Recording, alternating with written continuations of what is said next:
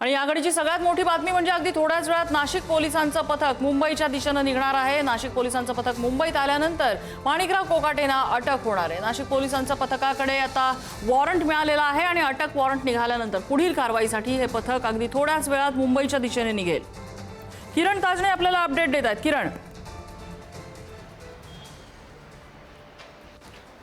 खरं म्हणजे माणिकराव कोकाटे यांच्या संदर्भामध्ये कालच्या दिवशी अटक वॉरंट जारी करण्यात आलेलं होतं आणि त्यानंतर काल सायंकाळच्या वेळेला जे अटक वॉरंट आहे त्याची प्रत नाशिक पोलिसांना मिळालेली होती आणि त्या सगळ्या पार्श्वभूमीवर आज सकाळपासूनच नाशिक पोलिसांकडनं या सगळ्या संदर्भामध्ये जर बघितलं तर जे महत्त्वाचे म्हणजेच कायदेशीर प्रक्रिया जी आहे त्या अनुषंगानं पडताळणी सुरू होती। त्या सर्व बाबींचा विचार केला जात होता।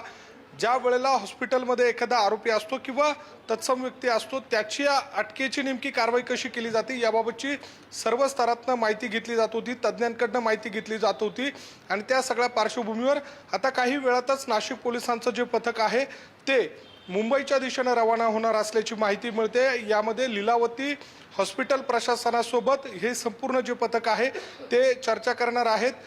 माणिकराव कोकाटे यांना नेमका कोणत्या कारणासाठी ॲडमिट करून घेण्यात आलेलं आहे, त्यासोबतच माणिकराव कोकाटे यांच्यावर नेमके कोणते उपचार केले जाणार आहे, त्यांचा डिस्चार्ज नेमका कधी होणार आहे, अशा सगळ्या बाबींची जी चर्चा आहे ती हॉस्पिटल प्रशासनासोबत केली जाणार असल्याची माहिती आहे आणि त्यामध्ये माणिकराव कोकाटे यांचा डिस्चार्ज झाल्यानंतर त्यांच्या अटकेची कारवाई केली जाऊ शकते। प्रामुख्याने जर बघितलं तर यामध्ये एक महत्त्वाची बाब म्हणजे माणिकराव कोकाटे यांनी उच्च न्यायालयामध्ये धाव घेतलेली आहे आणि त्याची सुनावणी ही उद्याच्या दिवशी होणार आहे। त्यामुळे महत्त्वाची बाब या सगळ्या पार्श्वभूमीवर कायदेशीर बाबींच्या या सगळ्या अनुषंगानं आता नाशिक पोलीस नेमकी कशा पद्धतीनं कारवाई करतात, हॉस्पिटल प्रशासनासोबत नेमकी काय बाजू मांडतात आणि हॉस्पिटल प्रशासन नेमका काय खुलासा करतात, यामध्ये एक प्रक्रिया अशी आहे ज्यामध्ये आपल्याला माहिती मिळालेली आहे की ज्या वेळेला एखादा आरोपी उपचार घेत असतो त्यावेळेला हॉस्पिटल प्रशासनासोबत सुरुवातीच्या काळामध्ये जी व्यक्ती आहे ती ठीक आहे का, त्यांच्यासोबत या अटकेच्या वॉरंटच्या संदर्भात किंवा अटक करण्यासंदर्भामध्ये त्यांना माहिती दिली तर ती योग्य राहील का, अशा स्वरूपाचा खुलासा देखील डॉक्टरांकडनं घेतला जातो आणि त्यानंतरच ही कारवाई केली जाते।